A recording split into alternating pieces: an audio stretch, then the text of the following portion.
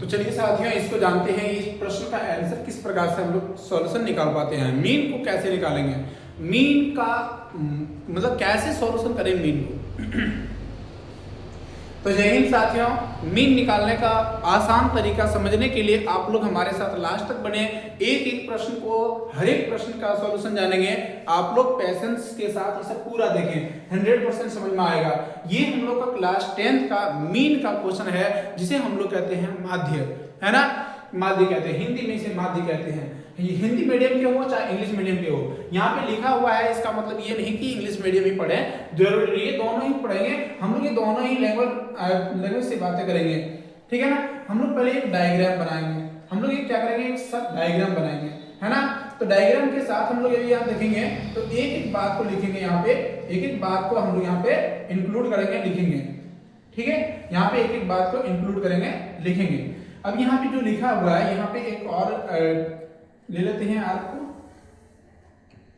चले हम इसमें सबसे पहले लेंगे क्लास को।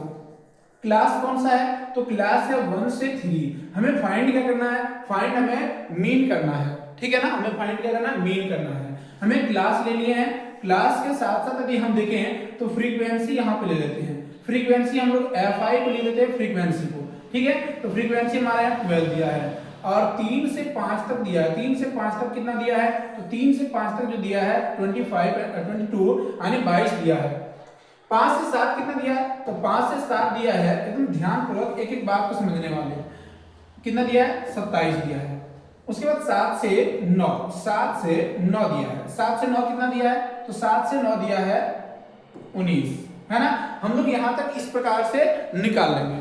यहां तक निकालने के बाद क्या करना है, ध्यान से समझिए। इसके बाद हमें निकालना पड़ेगा दोनों के बीच का क्लास यानी कि इंटरवल, है ना।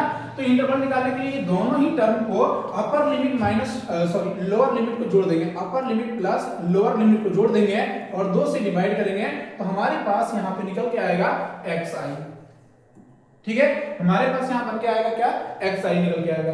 तो जबकि 3 और 1 4, 4 में 2 अधिक भागा देंगे तो हो जाएगा 2, तो हम लोग लिखेंगे यहाँ पे 2। उसी प्रकार से 5 और 3 8, 8 और 8 में 2 से भागा दे देंगे तो हो जाएगा 4। और इसी प्रकार 7 और 5 को जोड़ देंगे तो 7 5 हो जाता है 12, और 2 से भागा देंगे तो हो जाएगा 6।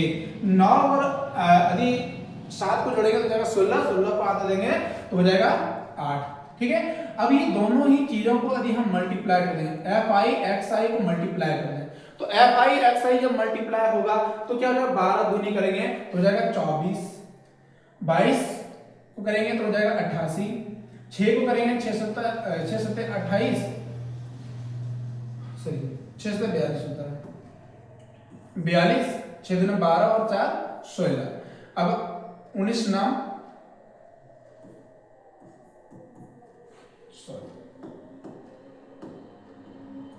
19 का 8 कर पड़ेंगे ना, 8 नाम 72, है ना। 8 और 7 हो जाएगा हमारे पास ये 5 यानी 52। अब इसको क्या करना है, केवल कैलकुलेट करके इसको ऐड कर लेना है। ऐड करेंगे क्या हो जाएगा, यहाँ पे हम लोग लिखेंगे sigma fi। Sigma fi, sigma का मतलब होता है सम, सिग्मा का मतलब क्या होता है, सम होता है। सम का मतलब जोड़, ऐड, है ना। तो हम इस समूचे सारे के सारे चीजों को ऐड करेंगे, 2 2 4, 4 और 7, है ना। 4 और 7 हो जाएगा 11, 11 और 9 हो जाएगा 20, 20 और यानी कि 2 और 1 3, 3 और 2 5, 5 2 7, 7 और 1 8, है ना। कुछ 80 बन के आ रहा है। एक बार फिर से कैलकुलेट कर देंगे, 12 22, 12 और 22 हो जाएगा हमारे पास 34, 34 और 27 करेंगे तो ये हो जाएगा 41, 41 61, 61 और 19 हो जाएगा बिल्कुल 40 हो जाएगा, 80 हो जाएगा। अब इसको भी हम कैलकुलेट वैसे ही कर लेंगे, तो यहाँ पर हो जाएगा 4 और 4 8, 8 और 8 16 के 6 हाथ में लग गया 1, 6 और 6 12, 12 12 और 10 22 के 2, 2 हाथ में लग गया 2 और 2 4। कुल मिला के यदि हम बात करें तो sigma fi and sigma fi xi जो आता है, सिग्मा fi xi की जो सम है ये निकल के आ गया। तो हमें जो मीन निकालना है, मीन इज इक्वल टू होता है sigma fi xi by sigma fi यानी फ्रीक्वेंसी का ऐड।